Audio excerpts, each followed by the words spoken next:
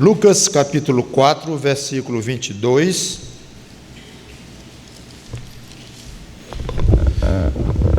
Vou mais ou menos tirar do contexto. Não é bem tirar do contexto, é sacar do contexto, que eu não vou distorcer, claro. Mas não vou explicar o contexto inteiro também.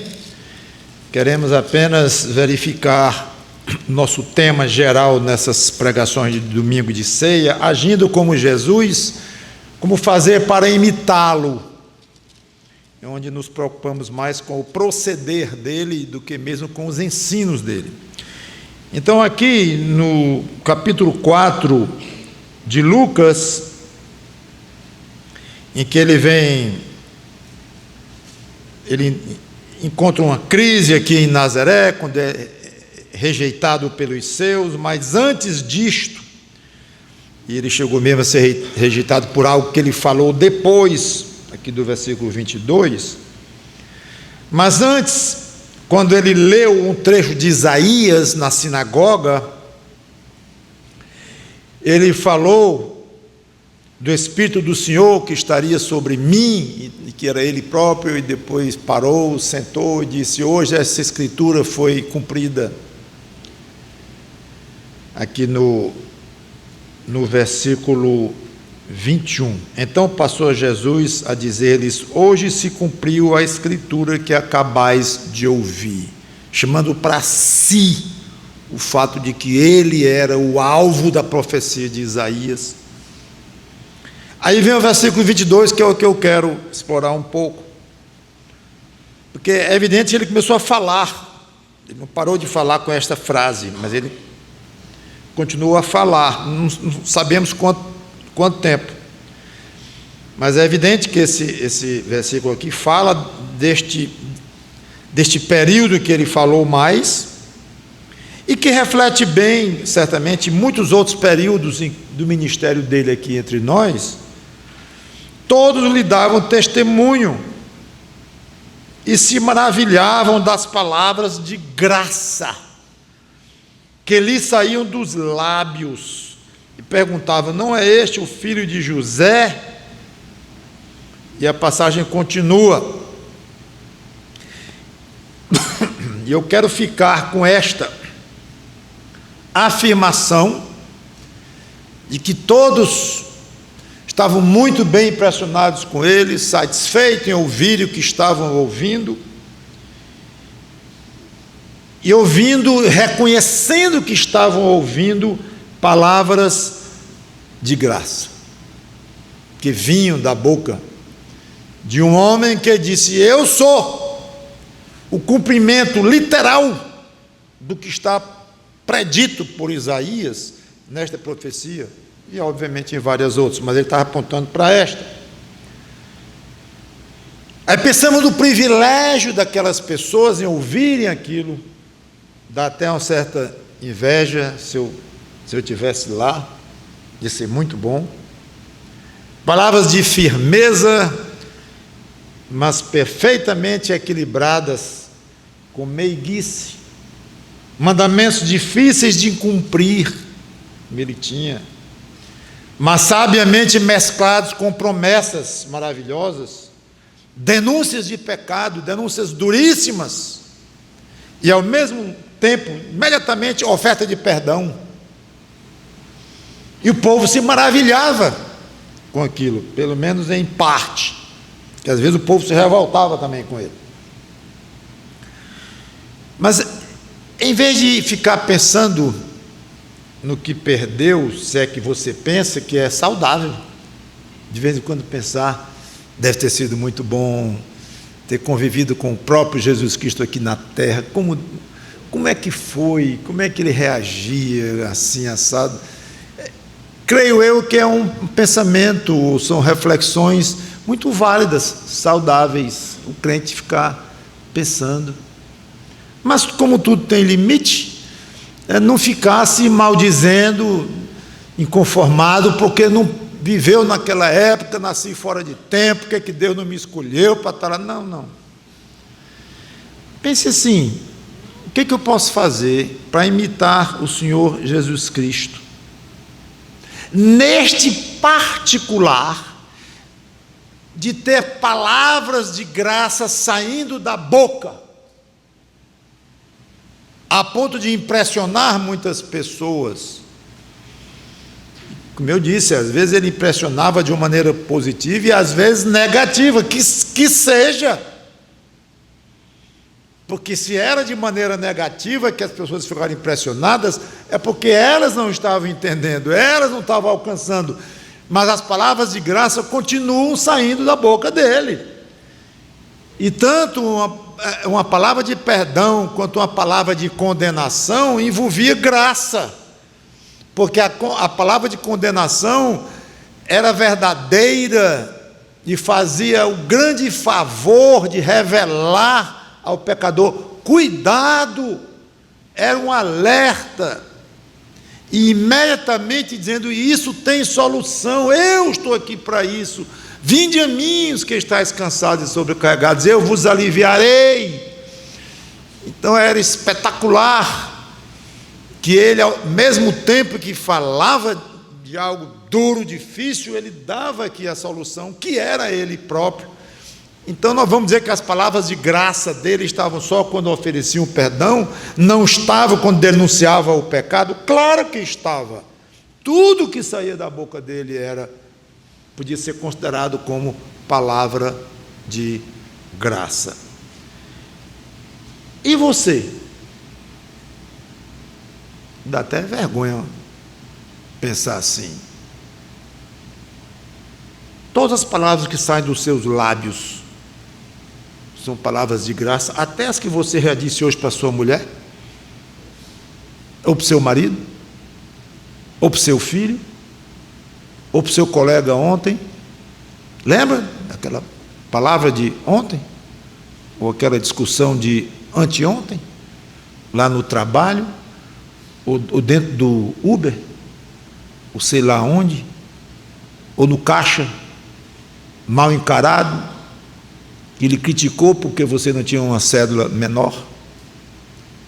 Aí você disse palavras de graça para ele. Como é a sua medida nisso? Eu tenho vontade de sentar logo ali e parar, porque é esmagador o pensamento desse. Quantos por cento das palavras que saem da sua boca podem ser chamadas de palavras de graça? E foi isso que me conquistou para esta meditação aqui. Uma resposta bem simples, mas eu creio que é eficiente. Como é que eu posso imitar Jesus nisso? Muito simples. Trate de ter o coração cheio de graça. A resposta não é muito complicada, não. Não precisava nem as crianças terem saído. Entenderiam muito bem. Você quer ter palavras, só tinha que explicar para ela que de graça não é sem pagar, né? É palavras de graça, cheias da graça de Deus. Tudo bem. Mas elas entenderiam também. Porque lá em Lucas 6,45, ele próprio, Jesus, disse: o homem bom, do bom tesouro do coração, ele não é bom? Então, tem um coração bom. Do bom tesouro do coração, tira o bem. E o mal, do mau tesouro, tira o mal. Aí ele conclui, ele próprio, porque a boca fala do que está cheio o coração.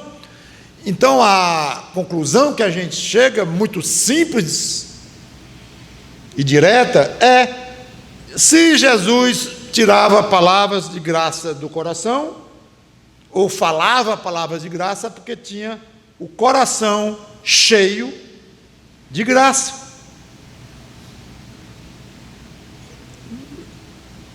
Não tem outra conclusão. E se você diz fofoca, é porque você tem o coração cheio de fofoca. Se você diz grosserias, é porque há um bocado de grosserias dentro do seu coração. Não tem jeito, é inexorável. E o contrário, se sai pouca gentileza da sua boca, das suas palavras, é porque você tem pouca gentileza habitando dentro do seu coração. Se você fala muito pouco de Deus nas suas conversas, e dos planos celestiais, e da vida eterna, e de Cristo, é porque Deus está muito pouco presente no seu coração. Porque se estivesse muito, de acordo com a lei de Jesus aqui, com a norma dele, com o princípio dele, se o seu coração estivesse cheio de Cristo, iria sair muitas palavras sobre Cristo do seu coração. É talvez uma dura realidade que nós temos que enfrentar. Então, quer falar palavras abundantes de graça? Só há um meio: encha o seu coração da graça de Deus e você se tornará um agente dessa graça. E como encher o coração da graça de Deus? Aí vem o nosso tema, agindo como Jesus. Olhe para Jesus. E eu poderia, obviamente, desenvolver isso muito, mas eu quero colocar apenas 2 pontos aqui. Quando olhamos para Jesus Cristo, vemos que ele não tinha pecado. Então havia uma ausência absoluta de pecado nele. Com o coração totalmente limpo, só saíam palavras limpas, palavras cheias de graça. De saída, nós não podemos dizer a mesma coisa, pois nós temos pecado. Não temos ausência de pecado, infelizmente, teremos no céu. Aqui nós temos presença de pecado. E sempre teremos presença de pecado dentro de nós, enquanto estivermos neste mundo. A Bíblia ensina isso e a sua experiência também já lhe ensinou isso com certeza.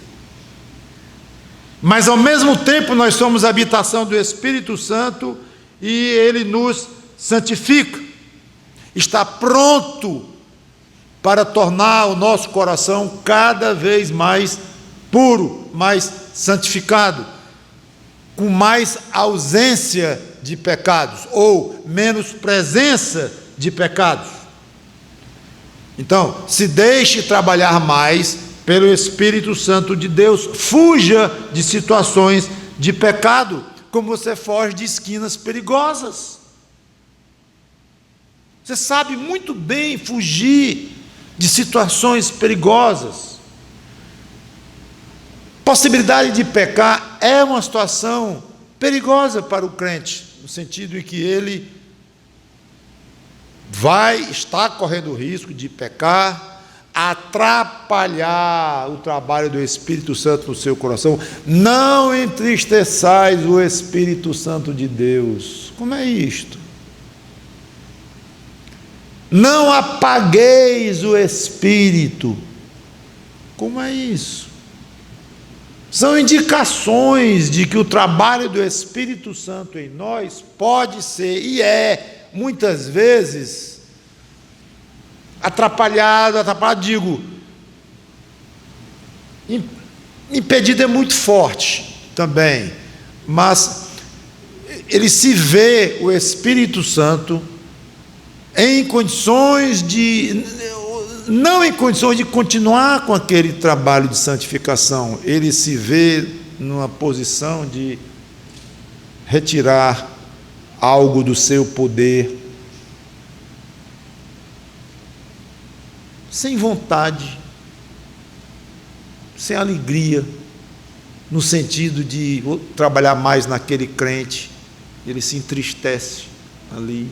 É uma maneira de dizer, não que o Espírito Santo fica triste mesmo e perde a alegria, perde a felicidade, não é nada disto, mas com certeza a alegria dele, o prazer dele trabalhar se torna bastante prejudicado.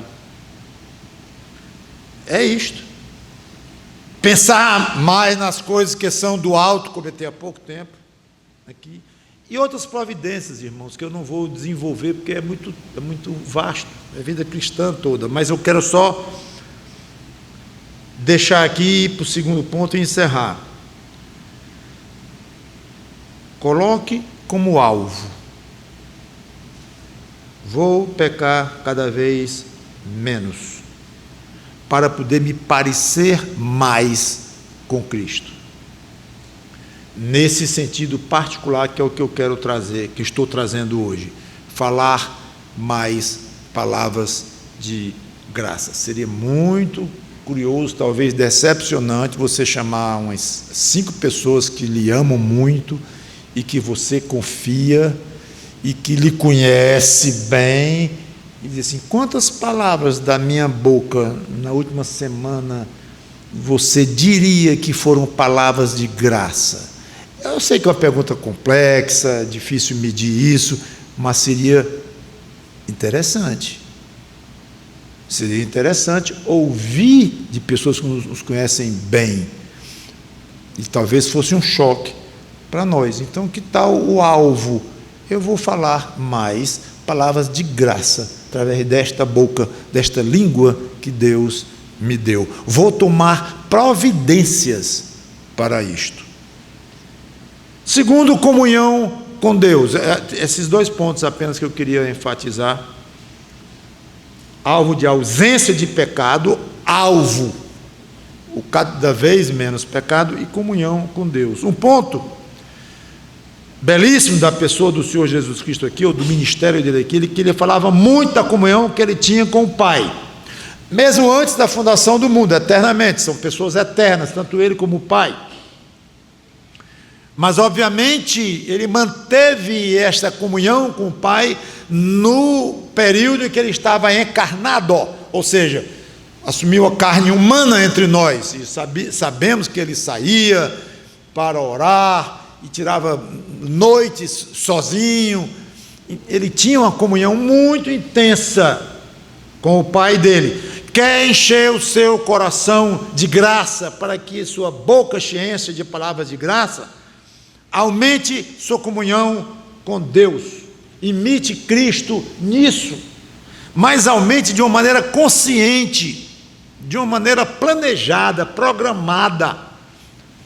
Muitos aqui são bons em programação, em estabelecer, aliás, todos têm suas programações, seus alvos, uns são melhores do que os outros, mas todos somos seres inteligentes, racionais, e de uma forma ou de outra, todos planejamos alguma coisa, e traçamos planos de estudo, de emprego, de vida e tantas coisas. Eu vou aumentar a minha comunhão com Deus. Vou porque vou. Ah, mas que arrogância. Não. Até o ponto em que eu puder determinar isto, até o ponto em que tiver providências para que eu tome, eu vou tomar. Só isso. Mas eu não vou aumentar a minha comunhão com Deus sozinho, uma coisa unilateral. Claro que não. Mas eu acho que esse é o tipo de oração que você não precisa colocar no fim, de acordo com a tua vontade. Não precisa. Que oração? Senhor, eu estou decidido a aumentar a minha comunhão contigo. Me ajuda nisto, vírgula, se for a tua vontade. Tira essa vírgula daí e bote um ponto de exclamação. Porque não precisa dizer, se tu quiseres que eu aumente, sei lá, se Deus quer, pode ser, ele é tão misterioso. Tá. Não, não é assim. Porque é um alvo da vida cristã. A Bíblia inteira fala nisso, que nós devemos aumentar a intimidade com Deus. Cristo tinha essa intimidade com o Pai. Então, não precisa colocar, se for a tua vontade. Agora, difícil é você chegar ao ponto de colocar uma oração dessa diante de Deus com a força que eu estou querendo sugerir que você tenha aqui, com a determinação que eu estou querendo sugerir, de ferro.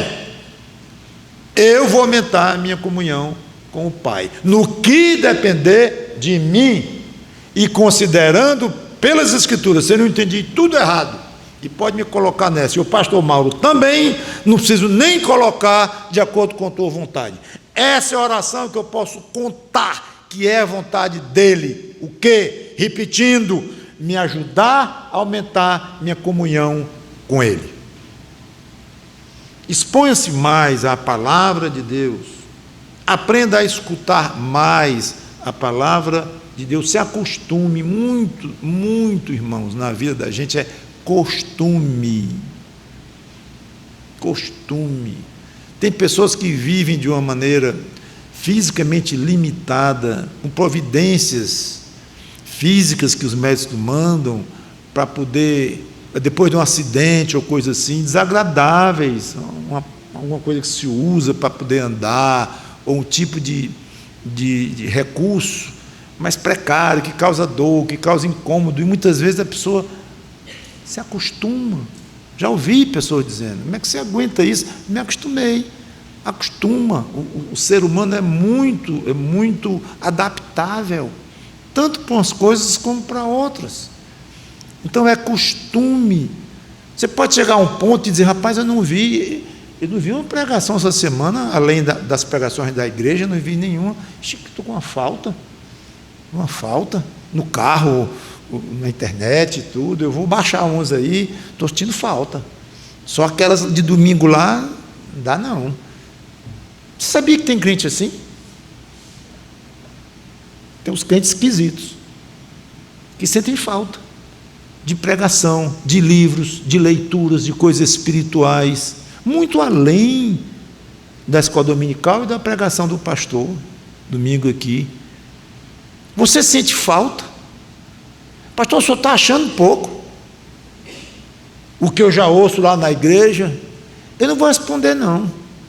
Quem vai responder é você, eu não. Essa medida é sua. O que eu estou dizendo é que, por incrível que pareça, tem crente que sente falta, sim, e para quem as coisas que ele ouve domingo são poucas, é muito pouco, não satisfaz, mal aguenta chegar domingo. Porque ele é melhor do que você, é mais inteligente, é mais espiritual, mais isso, aquilo. Por que ele chegou a esse ponto? Inteligência não tem nada a ver. Espiritualidade tem, claro. Mas como é que ele chegou lá? Lutando contra o pecado dele, que é igual ao seu, no sentido, natureza pecador igual. As mesmas lutas, mesmas dificuldades. E você acha que ele não trabalha, não? As horas que você trabalha, talvez mais, e não tem dificuldade, e o filhinho dele não berra de noite com dor de dente? Você acha? Por que você acha? Com base em que você acha que para você é muito difícil alcançar isto, mas ele lá o quê? Não tem dificuldade não tem problema no casamento dele, com o vizinho que grita de noite, sei lá. Agora é muito fácil apontar para o outro e dizer: vida boa é a dele, a minha é difícil demais, eu não consigo nem ter mais comunhão com Deus.